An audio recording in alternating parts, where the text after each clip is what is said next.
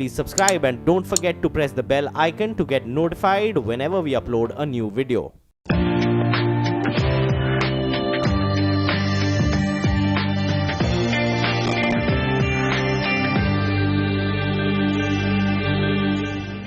Market की पाठशाला में एक बार फिर से आप सबका स्वागत है।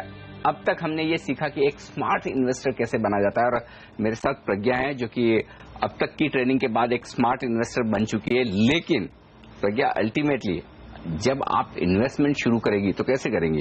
शेयर खरीदेंगी। शेयर तो खरीदना पड़ेगा। लेकिन एक अच्छा शेयर कैसे चुना जाए, ये सबसे बड़ा सवाल है। और मैं बताऊं आपको, मैं 20-25 साल से यही कोशिश कर रहा हूं कि अच्छा शेयर कैसे चुना जाए और कैसे उसे रिकमेंड किया जाए।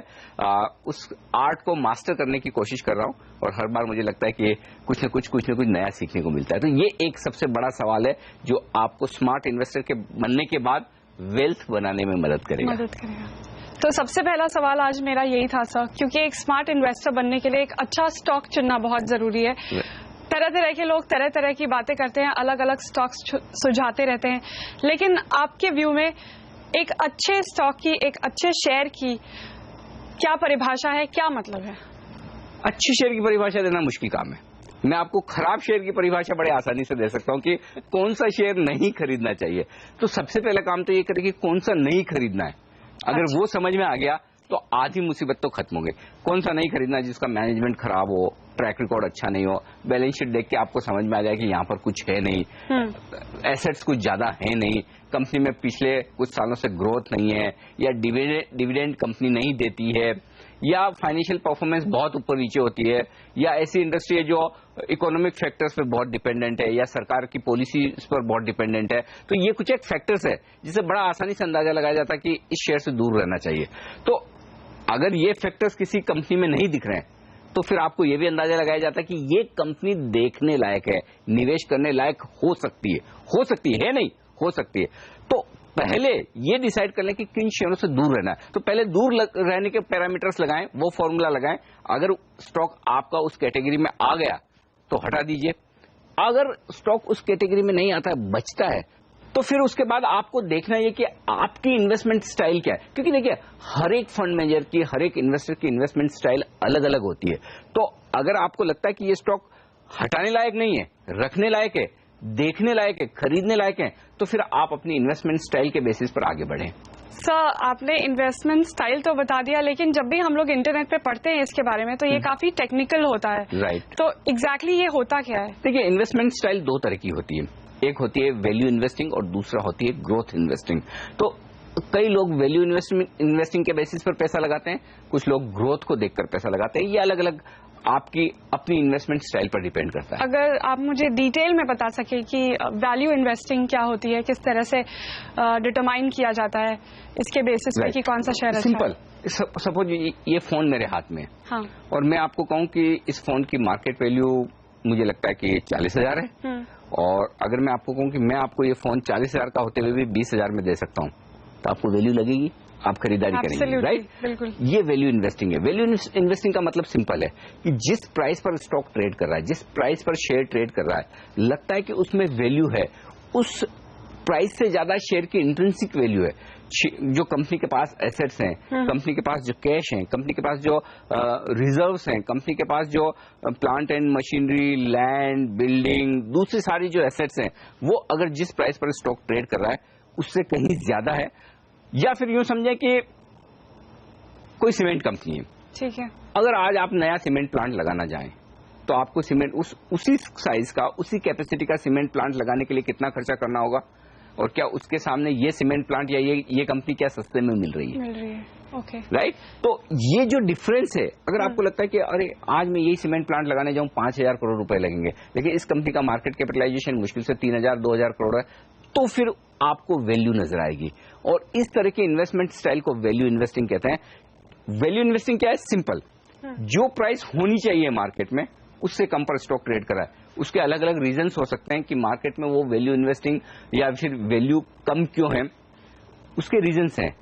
क्योंकि कई बार क्या होता है प्रज्ञा, देखिए, वैल्यू वो हम कई बात कहते हैं ना कि वैल्यू अनलॉक होगी, लेकिन वो वैल्यू अनलॉक कब होगी वो पता नहीं। जो वैल्यू है स्टॉक में दिख रही है, कई बार ऐसा होता है कि स्टॉक में सपोज बैलेंस शीट में कैश है 100 रुपए प्रति शेयर और स्टॉक ट्रेड कर रहा है 80 रुपए पर। अरे कैश से कम कैसे ट्रेड कर सकता है? बड़ा सिंपल सा लॉजिक है ना, लेकिन होता है क्योंकि आपको ये पता नहीं कि ये कैश शेयर होल्डर को कब मिलने वाला है, या इस कैश का किस तरह से इन्वेस्टमेंट आगे मैनेजमेंट करेगा। जब ये चीज पता नहीं हो, जब आपको ये नहीं पता कि वैल्यू कब बाहर निकलेगी, तो स्टॉक नीचे ट्रेड करता है। लेकिन एज एन इन्वेस्टर आपको लगता है कि मुझे 1 रुपए की चीज 50 पैसे में मिल रही है, 75 पैसे में मिल रही है, तो मैं लूंगा।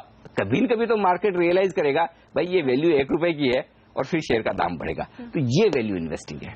तो क्या आप ये कह रहे हैं कि महंगे स्टॉक्स को छोड़ के मुझे सस्ते स्टॉक्स लेने चाहिए और ढेर सारे ऐसे सस्ते स्टॉक्स खरीद लेने चाहिए? उसके पहले आपको एक दूसरी स्टाइल जो है इन्वेस्टमेंट की, वो है ग्रोथ स्टाइल। वो समझना जरूरी है। वैल्यू और ग्रोथ में क्या फर्क है?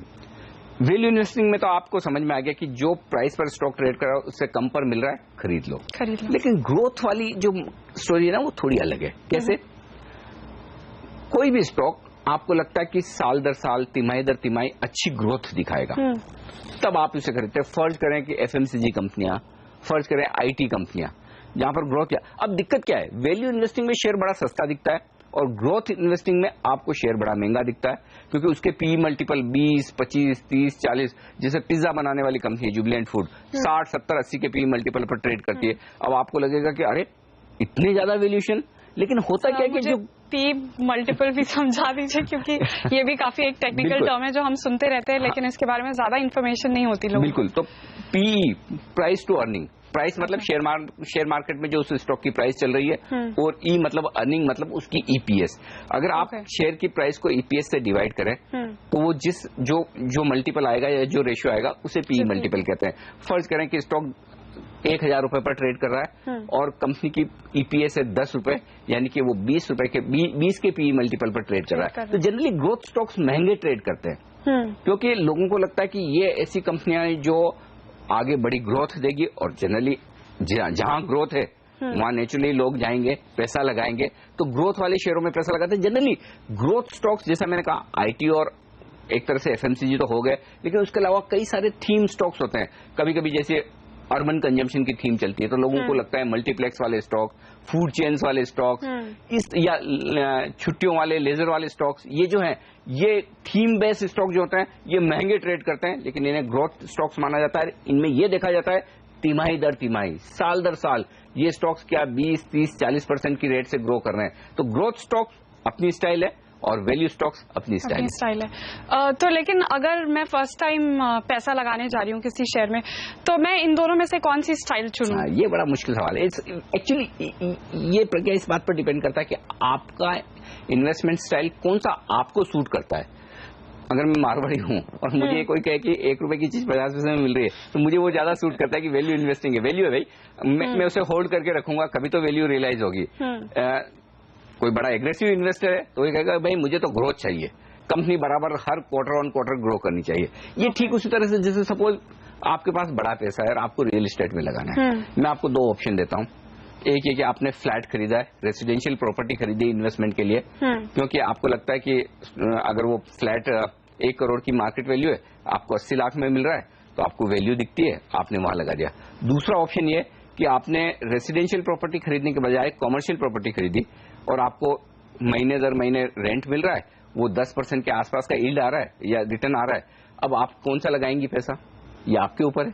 कि आपको वैल्यू चाहिए, आप उधर चली जाइए, आपको ग्रोथ चाहिए, यानी कि महीने दर महीने आपको रिटर्न चाहिए, तो आप उधर चले जाइए। तो ये दोनों स्टाइल अलग अलग है, जो आपको सूट करे वो।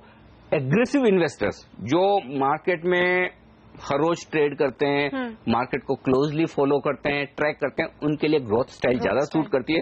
जो थोड़े से पैसिव इन्वेस्टर हैं उनके लिए वैल्यू स्टाइल ज्यादा सूट करती है। और मैं आपको बता दूं कि अगर आप ये स्टॉक खुद नहीं चुन पाए तो फिर ऐसे में कई सारे फंड्स ऐसे हैं जो ग्रोथ इन्वेस्टिंग करते हैं, कई सारे फंड ऐसे हैं जो वैल्यू इन्वेस्टिंग करते हैं। आप उन फंड्स के पोर्टफोलियो देख सकते हैं, उन फंड्स में भी पैसा लगा सकते हैं, या उन फंड्स में जो स्टॉक है उन्हें आप एनालाइज करने की कोशिश करें। रेडीमेड आप उन्हें देख लीजिए और फिर उनमें से आपको जो समझ में आए वो कर सकते हैं।